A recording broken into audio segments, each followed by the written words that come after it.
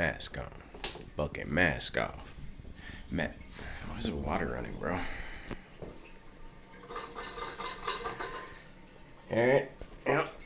Can't just walk in the washroom and take a pee like you used to. I reset the plunger every friggin' time. Apparently, it's crazy. Stepping up to the plate for this entry, we have a show simply called Conception. Released in 2018 and produced by Studio Gonzo, Conception follows high school student Itsuki Yuge and his adventure in the brand new land of Grandvania. From what's on screen and the base description, you probably noticed that this sounds just a little bit like an isekai, because it is.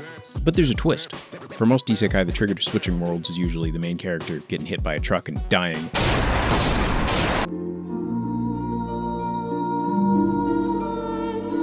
Or having them jump through a well or something, right? In Conception, the trigger is Itsuki's childhood friend, Mahiru Kanatsuki, telling him that she's been inflicted with the legendary curse of,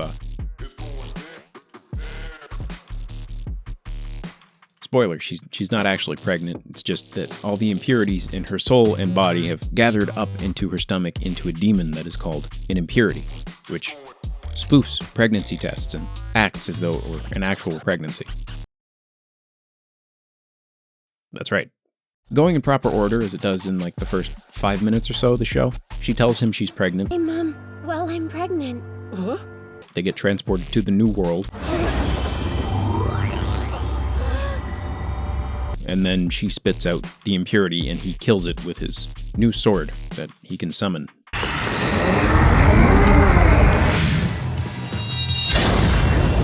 Immediately after this, they're found and taken to the king of the land by this god-awful thing, which we'll get back to, and a man named Narcistes. The king of Grandvania, Shangri-La, point-blank drops the premise. Once every 10 years in Grandvania, visitors from other lands like Earth, aka Sola in this series, are summoned. These visitors fight against impurities to save Grandvania from the monsters that were once sealed away in things called the Star Labyrinths. Itsuki and Mahiru must reseal all of these Star Labyrinths in order to return home. Let's just go back over what we've covered so far so we have everything before we add the final piece of this glorious puzzle.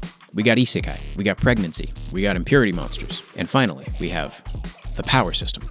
In Conception, the powers work as follows. Itsuki and a group of women called the Star Maidens are destined to save Grandvania. There are 12 different Star Maidens, each of which has a different matching tattoo with Itsuki that is one of the 12 Zodiac. Mahiru is the first, with the power of Virgo, the Virgin. This next part is where the title comes in. So to help Itsuki fight the impurities, each maiden can spiritually conceive a different star child with Itsuki after they perform the love ritual together. Star children arise without any discomfort for the priestess. They just pop forth. It's easy. Don't worry. Pop? It's okay to be a little nervous. The trick is to just jump right in. Test it out.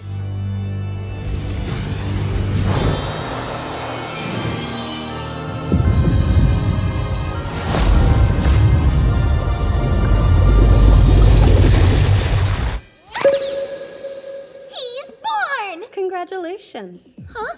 What do you mean born? How could that? I haven't. The love ritual is not a sexual act. As you begin to bond physically with each one of the maidens, your heightened emotional connection is what actually gives birth to the star child. That's it. That's the whole show.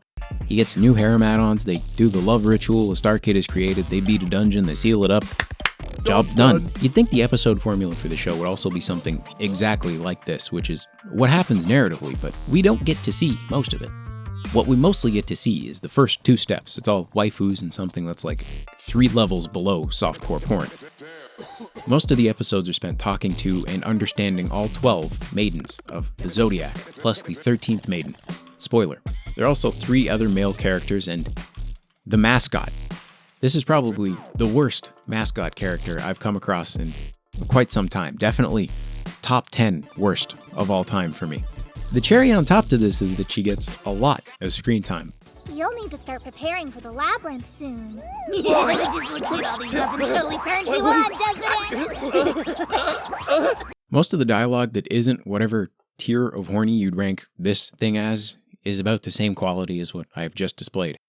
It's not quite Skyrim NPC territory, but it hits a good level of uncanny valley. Hey. Sorry. Yeah, these are all I could grab.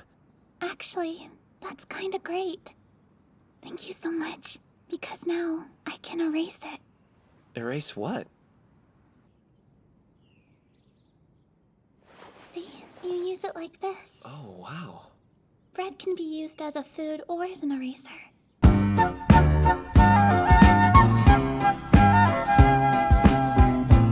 As mentioned before, even though things apparently do happen and progress in the story narratively, you don't always feel all of it.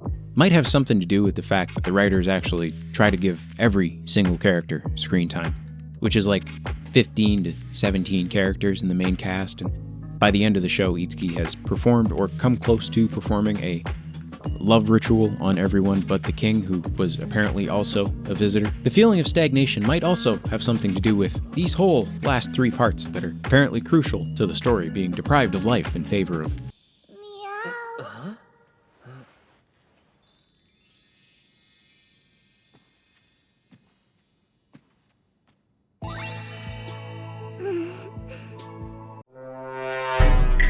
Let's talk about them real quick.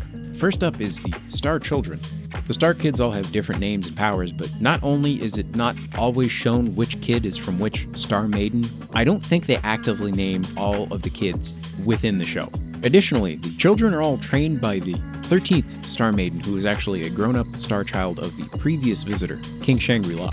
These training scenes are shown quite often and actually kind of funny. Just a little bit. Just a tiny bit. I enjoyed them just a little bit. I factored it into the rating, don't worry. The Star Kids are a very active part of the show and apparently very important. And they make for far better mascots than this shit rat, but they get little to no love outside of just being allowed to exist, so they're kind of just there most of the time. Secondly, the dungeons. Itsuki is shown a few times beating singular enemies within these dungeons. There is also the last boss of the 13th Mystery Dungeon.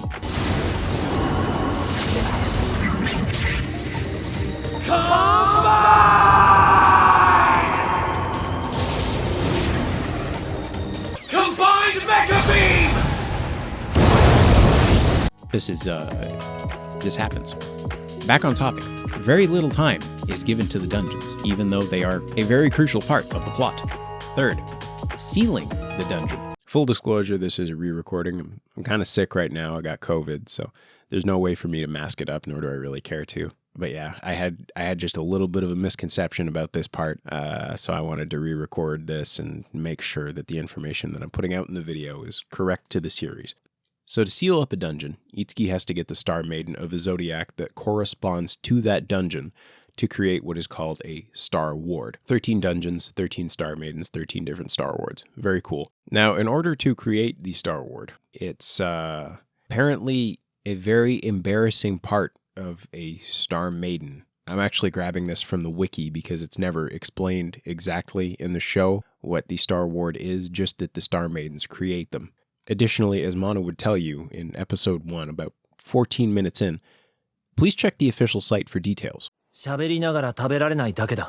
See, something I figured out about halfway into episode 2. This anime is actually a video game adaptation which was made to showcase the new features of a re-release of the first game in the series. The plot is so insignificant to the overall grand scheme of things, it only exists as a vehicle to push towards the waifus, in some episodes even the less popular husbandos, and the new features from the new game that's coming out. The characters are kinda likable when they're not saying crazy things, which is a very small amount of the total runtime. I can't even call it wish fulfillment. Most of the scenes are just what I imagine a bad DMT trip was like. For the show, in total, there's about a 5% margin that I'd say is legitimately enjoyable, and about another 10% that scrapes the absolute bare minimum of what you can call comedy, which means that I only enjoyed about 15% of the show, give or take. I think the only thing I legitimately looked forward to when I was watching this show was seeing the ending again, which isn't sarcasm. Like, the ending actually fucking slaps, man. Definitely go give it a listen.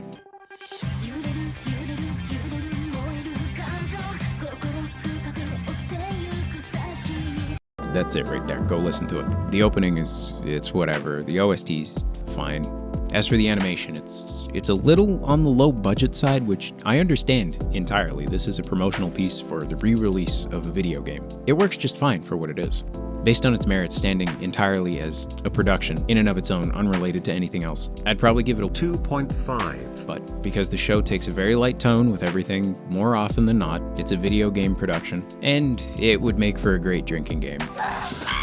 I'm gonna give it a 3.5. Definitely check it out if you're trying to get smashed with the homies. Here's a free drinking game too. Every time Mana shows up on screen and says something absolutely out of pocket, take a shot. It's an easy gateway to alcohol poisoning. Have fun. Anyway, that's the video. If you enjoyed it, please like and subscribe. There's more trash on the way. Later.